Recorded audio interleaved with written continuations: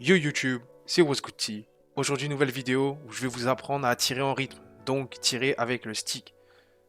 Dans cette vidéo, je vais vous donner les tips que j'utilise pour pouvoir tirer en rythme sur NBA 2K25.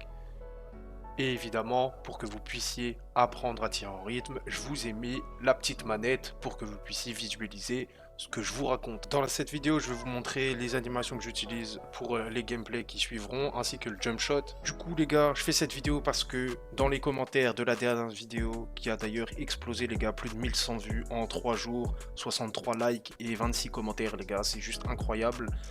Voilà, il y a eu beaucoup de commentaires qui me demandaient de faire du coup un tuto sur le tir en rythme, donc avec le stick.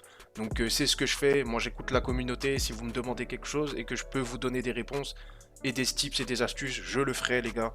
La prochaine vidéo sera le tuto dribble avancé, donc avec les combos, etc. On va aller dans des trucs un peu plus glitchy. Là, vous pouvez voir mes SIGs, donc les animations que j'utilise pour cette vidéo, et ainsi que le jump shot qui est en test actuellement. Donc c'est Cameron Thomas avec AJ Green et je sais plus comment c'est quoi le deuxième, mais vous allez le voir plus facilement à l'écran. Euh, je suis passé sur Cam Thomas parce que Kyrie Irving c'est un peu plus lent comme base, donc c'est plus facile à green puisque bah il y a plus de temps pour réagir. Mais quand on commence à jouer contre des gros locks et tout ce qui va avec, ils courent trop vite les mecs et la grosse défense XT, etc. Donc il faut pouvoir tirer rapidement. Donc j'essaye de faire du shoot en rythme avec cette base parce que Cam Thomas est beaucoup plus rapide et c'est ce qui va être fourni dans les gameplays par la suite. On va commencer tout de suite les gars par vous expliquer comment fonctionne le tir en rythme sur NBA 2K25. Encore merci pour le love les gars et on est parti. Du coup la famille, comme je vais vous expliquer là tout de suite, c'est le tir en rythme. Donc la mécanique de tir en rythme de base dans NBA 2K25, ce que les développeurs ont voulu faire, c'est de mettre le joystick vers le bas pour commencer l'animation de tir. Et au moment où notre joueur va lâcher le ballon de sa main, mettre un coup de joystick vers le haut pour tout simplement suivre la motion du ballon et du bras par la même occasion. Et bah, du coup, vu que le rythme est respecté, le tir va rentrer. Cependant, je trouve que cette mécanique-là, donc du bas vers le haut, surtout selon la vitesse de votre jump shot, c'est pas très intuitif. Plus vous allez avoir un jump shot rapide, plus ça va être compliqué de faire ce roulement vers le haut directement. Et c'est pour ça que moi, comme vous pouvez le voir à l'écran, je mets mon joystick du coup vers le bas, donc à 6 heures. Et ensuite, au lieu de le remonter vers le haut, je fais un quart de cercle pour aller jusqu'à 9 heures. C'est ce qui est le plus confortable pour moi. Cependant, vous pouvez aussi le faire de l'autre sens, c'est-à-dire vous mettez votre joystick à 6 heures pour commencer l'animation de votre tir et ensuite faire un quart de cercle de l'autre sens, donc vers 3 heures, et ça fonctionnera aussi. C'est qu'une question de confort. Moi, c'est ce qui est le plus confortable pour moi, c'est de le mettre vers le bas, donc à 6 heures, et de remonter à 9 heures. Si pour vous c'est plus simple de l'autre côté, je vous invite à faire de l'autre côté. Testez les deux et voyez ce que vous préférez. Mais moi personnellement, c'est vraiment comme ça que je le fais. Et en plus, ce qui est plus sympa, c'est que comme du coup le joystick est bloqué par les bords de la manette, donc ce qui entoure le joystick, vous ne pouvez pas foirer vraiment votre timing. Enfin, moi je le vois comme ça. Si vous suivez bien le truc, vous pouvez vraiment gérer l'animation sans aller trop vite ni trop lentement. Vous voyez ce que je veux dire? Donc, bien évidemment, vous n'allez pas réussir à faire le timing à 100% en permanence, puisque bah voilà, on est des êtres humains et on ne peut pas réussir à tout faire à la perfection en permanence, mais cela permet de limiter un peu les à-coups, ou si notre doigt il a glissé, etc. Voilà, je trouve que c'est quand même beaucoup plus simple et plus intuitif de cette manière, et ça fonctionne comme ça. Du coup, vous pouvez aussi faire la même chose avec les fades, et là, c'est là qu'on commence à être dans ce qui est plus avancé et être vraiment meilleur mécaniquement parlant. Le seul problème qu'il y a si vous faites le fade avec le joystick, c'est que du coup, il faut vraiment faire en sorte de ne pas appuyer sur la touche R2 quand vous allez fade. Parce que si vous appuyez R2, vous allez avoir cette animation, exactement celle que je viens d'avoir là. Donc il va faire une sorte de hop jumper avant de tirer, et c'est vraiment pas ce qu'on veut. Cependant, donc c'est un peu plus dur de fade avec le le stick. Après, ça dépend de quel fade vous utilisez. Si vous utilisez un fade qui est plus ou moins lent, là actuellement j'ai Chris Paul d'équipé. Je suis en test avec celui-là pour voir si ça vaut vraiment le coup. C'est un fade assez lent, la visual cue est plutôt sympa. Et assez facile à lire. Cependant, après, bah voilà, quand on joue à 2K, tout le monde le sait, il y a de la latence. Les serveurs, ils sont pas forcément optimales en permanence et des fois, bah, vous allez avoir des spikes, des trucs comme ça. Et du coup, bah, vous allez pas forcément mettre vos tirs. Mais en tout cas, si vous voulez vraiment essayer de maximiser le shoot en rythme dans toutes les possibilités de tir, je vous invite vraiment à utiliser les deux.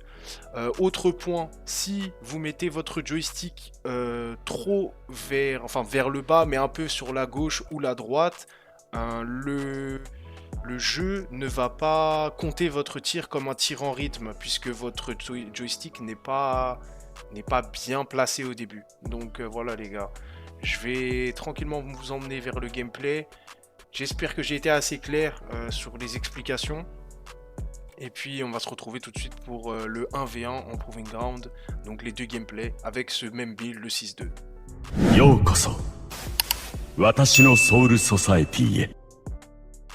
Du coup voilà, premier match en Proving Ground les gars, je joue contre un 6-2. Bon voilà, un build 6-2 classique, un petit meneur. J'ai cut un peu le début puisque bah en vrai on s'en fout. Enfin il a mis un layup. Puis bah comme vous pouvez voir en gameplay c'est accéléré. Il voulait rimrun, rien de bien intéressant jusqu'à maintenant. Je vais pouvoir essayer d'attaquer un peu avec le panier, j'essaie de combo up un peu. Et bah, pour l'instant ça se passe plutôt bien pour moi, j'ai réussi à trouver un petit layup. Donc on est assez satisfait. J'accélère à chaque fois les gars pour les inbound et tout parce que ça sert à rien, mais je pense que même au prochain montage je vais cut. Donc là vous avez vu premier tir en rythme, ça rentre, donc on est assez content. Donc comme je vous l'ai dit en plus là je suis nouveau sur cette base. D'habitude j'utilise Kyrie Irving pour le tir en rythme. Donc pour moi voilà il y aura forcément du déchet au niveau du tir puisque c'est un jump shot que je suis en train d'utiliser actuellement. Et si je le valide vraiment, et bah peut-être que je referai une vidéo dessus, mais en attendant je vous le donne au cas où si vous avez envie d'essayer. Pour l'instant je trouve que le jump shot est ok. Après voilà il est plus rapide que la base Kyrie Irving, donc pour ce qui est tir en rythme, bah, c'est un peu plus difficile à timer. Mais je pense qu'une fois maîtrisé, c'est un jump shot qui peut avoir vraiment un gros potentiel puisque bah on tire vite et plus on tire vite, mieux c'est pour éviter la cover des tirs et donc du coup des défenseurs, la pression défensive des défenseurs, pardon. Donc voilà, je repars un peu sur le gameplay un petit peu. Donc là vous pouvez voir, je loupe quelques tirs quand même, voilà parce que bah je crois que c'était ma deuxième game avec ce jump shot en utilisant vraiment que le stick. Vous allez voir des fois qu'il y a des phases où ça me fait comme si j'avais utilisé carré, mais voilà, c'est ce que je vous disais aussi tout à l'heure. Des fois, il suffit que vous mettiez votre stick pas complètement vers le bas et bah, le jeu ne va pas le compter comme un tir en rythme. Donc du coup, il faut faire attention à ça, d'être bien précis avec votre joystick droit, de bien le mettre vers le bas et pas l'incliner un tout petit peu en diagonale vers la gauche ou vers la droite quand vous allez vouloir faire un tir en rythme. Donc là, je fais mes petits combos. On va voir ce qui va se passer. Donc là, pour l'instant, un petit combo, speed boost, crossover, dunk. Oh, à la Rick Ross, les gars, ça c'est très important toujours, hein. Donc voilà, on va continuer un peu le gameplay. Donc là, on fait les petits combos, on essaye de voir un peu ce qui se passe. Pour l'instant, il défend bien. Je prends un tir avec le rythme et bon, bah ça rentre direct. Donc voilà, les gars, vraiment le rhythm shooting, les gars, si vous pouvez vraiment vous y mettre, je vous y invite fortement. C'est qu'une question d'entraînement, les gars, vraiment. Ce que je peux vous conseiller, si vous voulez vraiment continuer à vous entraîner sur le tir en rythme, au lieu de le faire dans votre my court, donc votre terrain, allez sur le terrain Gatorade, ça vous permettra de vous entraîner directement avec la latence du parc ou du rec, ou voilà. Ce sera toujours plus bénéfique pour vous habituer, car en my court, même si ils ont donné la possibilité de changer les sliders de difficulté, etc. Il y a zéro latence. Donc s'il n'y a pas de latence, c'est beaucoup plus facile de tirer. Et je finis la game sur ce petit tir en rythme, encore une fois, 22-5. Rien de très compliqué. On va pouvoir enchaîner sur le deuxième match, qui est normalement un 6-4 avec 95 de défense de périmètre et 90 de fort, je crois. Donc voilà, il va commencer par prendre le premier tir qu'il va louper. Je vais tout de suite récupérer le rebond. Sur ce match-là, il est un peu plus long, donc il y a des fois où je vais couper, tout simplement parce que il se passe rien. Soit je loupe des tirs, soit lui il loupe et on a des stops mutuels. Donc voilà, c'est pour éviter que la vidéo soit trop longue aussi. Donc là, vous avez vu, premier tir que j'ai pris, boom, green directement. Donc là, j'essaie de combo un peu, j'essaie de voir ce que je peux prendre. Oh, petit dunk, donc là, double behind de back et après le petit crossover pour pouvoir passer. Là, je fais un petit spin, toujours combo move pro. Ensuite, voilà, j'essaie de voir un peu comment il réagit. Donc là, je pensais qu'il allait sauter. Il n'a pas sauté. Je décide de monter comme un con. Hein, c'est sûr, c'est loupé, les gars, hein, tout simplement. Là, il va prendre un petit dunk aussi. J'accélère parce que voilà, son gameplay, il n'est pas forcément passionnant à regarder. Comme le joueur d'avant, hein, en soi. Et aussi, je pense que vous n'êtes pas spécialement là pour voir les autres jouer, mais plutôt ce qui se passe avec mes sticks pour le tir en rythme. Donc voilà, on est reparti, on essaie de combo un petit peu, essayer de voir un peu ce qu'on peut trouver. Je prends un tir, donc là 95 de périmètre, les gars, il m'a fait louper direct. Je pensais être open, mais finalement je l'étais pas, et c'est aussi pour ça que je suis passé sur Cam Thomas, les gars. Donc là, il a mis un petit 3 points. Cam Thomas est plus rapide là avec Kyrie Irving. Ça aurait été un contest rouge à 100%. Donc là, je sais pas quel était le contest puisque j'ai pas le feedback. Mais voilà, c'était pas. Même avec une base rapide, il a réussi à me contest. Là, pareil. Je fais un bon timing pour après. Mais le tir en lui-même, je le loupe. Et c'est aussi parce que voilà, il a 95 de périmètre, les gars. Donc. Du coup là je décide de pas trop forcer sur les tirs en tout cas, puisque dans tous les cas il a l'air de défendre correctement, sans parler que ce soit moi aussi qui prend des mauvais tirs. Donc là j'ai un tir, sur ce coup là ça passe. Là il va attaquer, puisque derrière il a réussi à avoir un stop, et il va prendre un 3 points qui va rentrer. Ouais.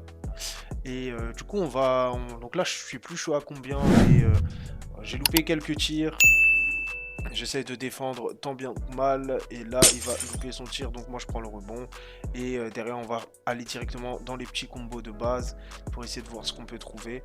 Le petit behind de back qui passe pas. Et après, on va prendre un petit crossover into the dunk classique.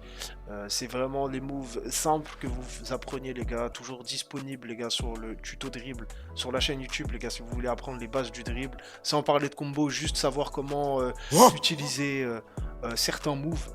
Je vous invite vraiment à aller checker tout ça. Ça vous permettra de comprendre les bases. Et voilà, c'est une vingtaine de minutes, les gars, et vous allez apprendre vraiment tout. Donc là, hop, petit combo, il est allé un peu trop bas. Et du coup, je prends un snatch et je réussis à prendre un petit tir. Et voilà, ça rentre. Hein. Donc là, j'utilise. Ça va être dans les moves.